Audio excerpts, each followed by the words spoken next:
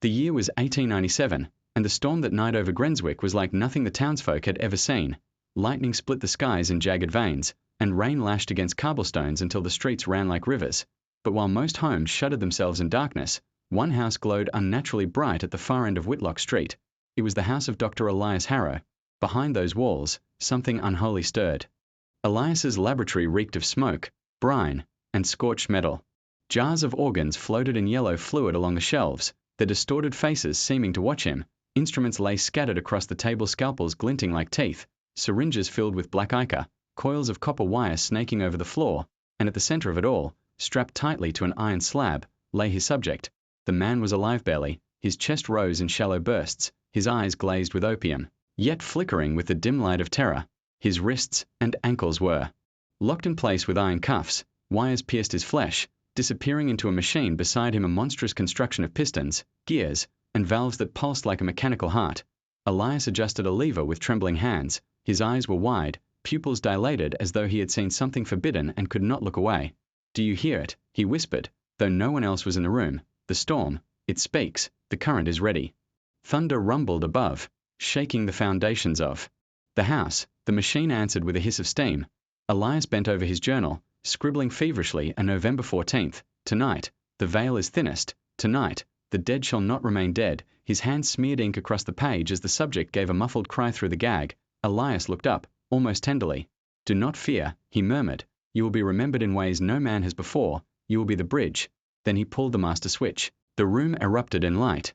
Electricity surged through the wires, crackling blue and white, filling the air with the stench of burning flesh. The subject arched violently, his bones cracking against the restraints. His scream, though muted, was so raw it made the very glass jars on the shelves tremble. Elias laughed, not cruelly joyfully, as though witnessing a miracle. "Yes, yes, it flows. The energy is not lost, it moves. The machine roared louder, gears clashing, pistons hammering like drums. The man's veins bulged black. Beneath his skin, glowing faintly as though something darker than blood coursed through them, his eyes rolled back, then snapped open wide. They were not his eyes anymore. They were milky, swirling, yet aware. Elias staggered closer, notebook clutched to his chest, mouth trembling in awe. "Can you hear me?" he whispered. "Is it you?" The figure on the table convulsed, throat bulging as though words were trying to claw their way out. The gag tore itself loose in the thrashing. A sound spilled forth, not a scream, not a word, but a chorus of whispers layered over one another. Men, women, children, all speaking at once in tones both guttural and angelic. Elias fell to his knees. Dear God, it worked. But then the lights flickered. The machine shrieked as its gears ground against each other, metal warping under pressure. The storm outside howled louder, almost as if answering the cries within the lab. The subject snapped its head toward Elias. And it smiled. It was not the smile of a man. It was too wide, too knowing, too cruel. "Doctor," the voices hissed from its throat, overlapping in dreadful harmony. "You have opened the door."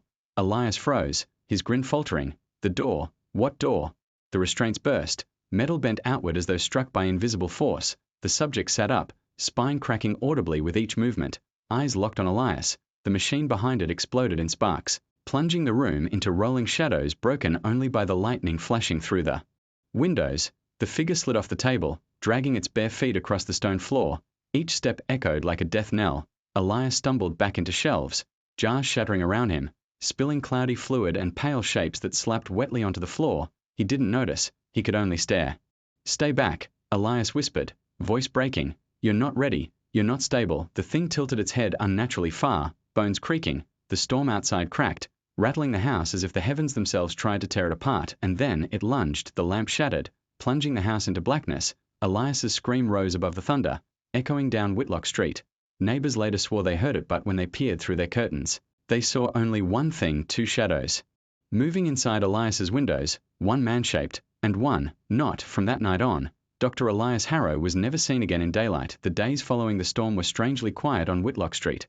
Neighbors whispered that Elias's shutters had not opened, and the lantern that usually burned late into the night was now dark. Only once, in the early hours of the morning, did a faint light flicker behind the windows. But it was not the warm yellow of oil, nor the steady blue of gas. It was a pale, greenish light, pulsing irregularly, like the beat of a heart struggling to keep rhythm. Inside the house, Elias Harrow was alive, but he was no longer the same. His journal entries from those days were later discovered. Though many pages were water-damaged, words blurred as though the ink itself had tried to flee, The writing that remained is jagged, urgent, and filled with contradictions. November 15th, the experiment was both success and failure. The subject returned, but it was not the man. It was something vast, something wearing his flesh like a mask, yet I saw it. It spoke, it knew my name. On November 16th they watch me now, not with eyes, but from the corners of the room, from the cracks between shadows. I cannot look directly at them, but I feel them breathing against my neck. On November 17th I have not slept. The whispers grow louder when I close my eyes. They tell me things no man should know. I must write them down before I forget. Though my hand shakes, they tell me of blood that moves without vessels, of a door that must be opened, of a world laid beneath ours like skin beneath a scab. The handwriting breaks off into frantic scratches, repeating the words not alone, never alone, never alone. On the third night, Elias descended into the cellar again. He moved slowly, as though expecting someone else to already be there. The machine lay in ruins, twisted metal and broken glass strewn across the floor. But the slab was not empty. The subject had returned. It was not strapped down. It was simply lying there, hands folded neatly across its chest like a corpse in a coffin. Its eyes were closed, yet as Elias stepped closer, its lips curled upward in a thin smile. He nearly fled, but something deeper than fear rooted him in place. Fascination. Why have you come back? Elias whispered. The figure's eyes opened. Inside them was not color, not light, but a depth so black Elias felt himself swaying forward, as though about to fall. Into them you brought me, the voices said through its mouth, that same dreadful chorus overlapping. And now, you will bring more. Elias's breath caught. More. The figure sat up, slow and deliberate, joints cracking like splintered wood. It raised one hand and pointed toward the shelves of jars. Inside the cloudy glass, organs seemed to quiver. Eyes opened where no eyes should have been. The fluid bubbled as though boiling. Life is waiting, it hissed. You need only call it back. Elias stumbled backward, clutching his journal to his chest. No, no, it isn't ready. The figure's smile widened. Doctor, it is not the flesh that waits. It is us. It is what you cannot see. And then, with a sound like air being sucked from the room, the figure collapsed. The skin sloughed from bone in wet sheets. The body disintegrated before Elias's eyes, leaving nothing but a slick stain on the slab. Elias dropped to his knees, trembling. His face was pale, but his eyes were bright, feverish. It wants more, he whispered. It needs more. Within a week, beggars and vagrants began disappearing from the alleys of Grenswick. No one spoke of it openly, but whispers circled the taverns and bakeries. Harrow's house is hungry. The butcher swore he saw a man limping toward Whitlock Street at dusk, never to be seen again. A washerwoman claimed she heard cries at night, muffled by thunder, but no one dared confront Elias. They crossed the street when passing his house, pretending not to notice the sickly green glow that sometimes pulsed from behind his shutters. Experiments in the cellar. Elias's journal becomes more erratic here, but fragments describe horrors beyond reason. Subjects strapped to chairs as machines pump strange fluids into their veins, their skin stretching as though something beneath pressed against it, heads submerged in jars of liquid, mouths moving silently for hours as though speaking to someone only they could see. Corpses stitched together from multiple bodies, twitching in spasms as Elias shouted at them to speak. Simply reads, they do not like the silence. The silence makes them angry. I must keep the machines running at all times, even if they break, especially if they break. By late November, Elias was no longer working alone, or so he believed. He wrote of a presence in the walls, or it moves between the beams. I hear its nails scratching, its body too large to belong to any man, yet it squeezes itself through cracks no wider than a finger. At night it crouches beside my bed. I feel its breath through the sheets. It waits until I sleep before whispering the next formula in my ear. He began to leave plates of food on the cellar steps. When he returned, the plates were empty. Whether this was madness, or something far worse, no one could say. Sleep-deprived, starving, and pale, Elias stumbled through his house like a ghost. His clothes were stained with fluids, his hair wild, his skin crawling with sores, yet his eyes never lost their brilliance. He scribbled constantly in his journals, pages filling with diagrams of impossible machines, anatomy twisted with symbols of unknown origin, and through it all, the whispers guided him. They no longer came only from his subjects. They came from the shadows themselves, from the corners of the room, from reflections in glass, from the silence between heartbeats. They promised him answers, power, eternity. They promised him a world where the boundary between flesh and spirit would be torn away forever, and Elias believed them. The grand experiment. By the final days of November, Elias Harrow was no longer a man, at least not in the way neighbors once knew him. He had become something else, something hollow-eyed, muttering constantly, skin waxy and grey, fingers perpetually trembling as though conducting unseen instruments. The house smelled of copper and rot, a stench that wafted into the street.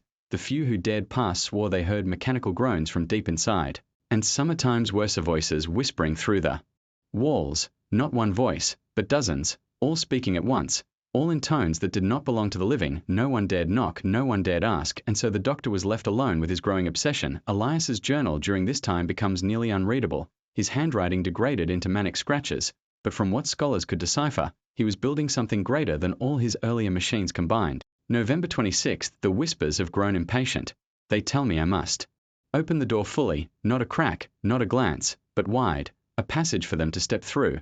They show me designs in my sleep. I wake with blooded hands from scratching them into the walls. On November 28th, the grand device nears completion. It is not mine anymore. It is theirs. They guide my hand, my saw, my hammer. I am merely the vessel. When it is finished, all boundaries will collapse. He scavenged every piece of material he could: copper wire from the telegraph lines, brass gears from clockmakers, entire gas canisters stolen from lamplighters. Neighbors glimpsed him dragging heavy crates into the cellar, his frame skeletal, eyes gleaming feverishly in the lantern light. The cellar, once a modest laboratory, had transformed into something monstrous. At its center stood a vast contraption, half machine, half altar, copper coils wrapped around towering iron pillars, pistons hissed and pumped without pause. A great glass chamber stood in the middle, large enough to contain a man standing upright, but the chamber was not empty. Inside, suspended in a yellow-green fluid, drifted a corpse stitched together from several bodies. Its hands were mismatched, its torso grafted from 3 separate men.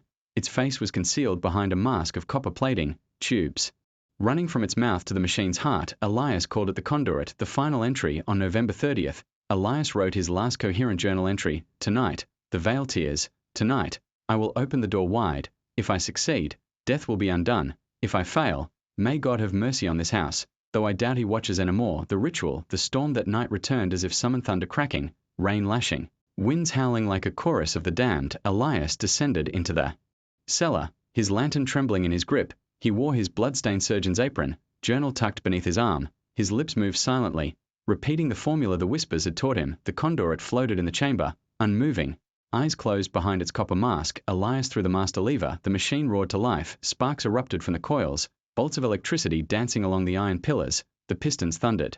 Steam hissed. The entire cellar shook as if the earth itself wanted to vomit the device out of existence. The conduit's body convulsed, limbs twitching against invisible restraints. The fluid boiled. Its chest heaved once or twice before its eyes opened behind the mask. Not human eyes, not eyes at all. Within the socket swirled darkness alive, a vortex that seemed to pull the light out of the room. Elias stumbled forward, notebook clutched tight. Speak to me, he cried. Tell me what waits beyond. The chamber glass shuddered, cracks spiderwebbed across. It as the conduit pressed its face against the surface. The copper mask bent outward, stretching grotesquely as though something inside was trying to escape, and then it did. The mask split open. A sound like every voice Elias had ever heard: mother, father, lovers, strangers poured out at once. Words layered over each other until meaning dissolved into pure vibration. The glass shattered. The conduit stepped out, not entirely flesh, not entirely shadow. Its limbs elongated unnaturally, skin rippling as if hundreds of hands pressed from within. Its head tilted back, and from its throat came a shriek that was not heard but felt vibrating in bones, in teeth, in the very air. The storm outside died into silence. The door opens. Elias dropped to his knees, tears streaming down his face. Yes, yes, I have done it. The door is open. Show me what lies beyond. The conduit lowered its head, slowly, impossibly. Its chest split open like a gate, and Elias saw a world behind this one. A landscape of endless black, swarming with shapes that slithered and crawled, yet cast shadows shaped like men.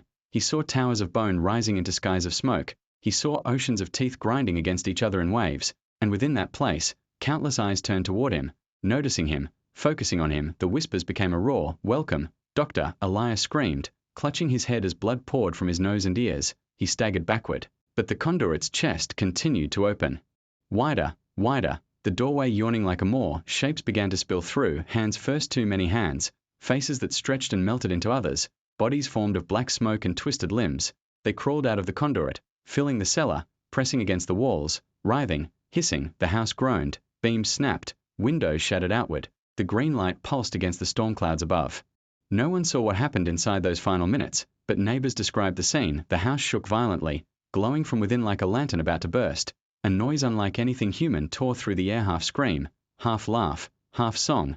Then the house imploded. Stone, timber, and glass collapsed inward, vanishing into a sinkhole that had not been there before. When the storm passed, nothing remained but a scar in the earth, as though the house had been swallowed whole. No trace of Elias was ever found. For weeks, The townsfolk avoided Whitlock Street. Animals refused to pass the site, braying and clawing at the ground. Children claimed to hear voices at night when they walked too close, voices whispering their names from beneath the soil. Eventually, the sinkhole was filled, a modest fence erected, and the matter was quietly forgotten. Life in Grenswick returned to its quiet rhythm, but not entirely. Travellers passing through Grenswick sometimes speak of the fence. At the end of Whitlock Street, they say if you press your ear against the wood at midnight, you can hear a sound rising from beneath the earth, not one voice, hundreds, all speaking at once, and sometimes one of them whispers your name, and if you're foolish enough to listen longer, if you're foolish enough to lean just a little closer, you'll hear the door creak open. And so ends the tale of Dr. Elias Harrow, whose hunger to conquer death tore open something far worse. But the whispers. Oh, the whispers insist this is not the end, for doors, once opened, do not close, and if you want to know what came after what still stirs beneath Whitlock Street, you need only follow me.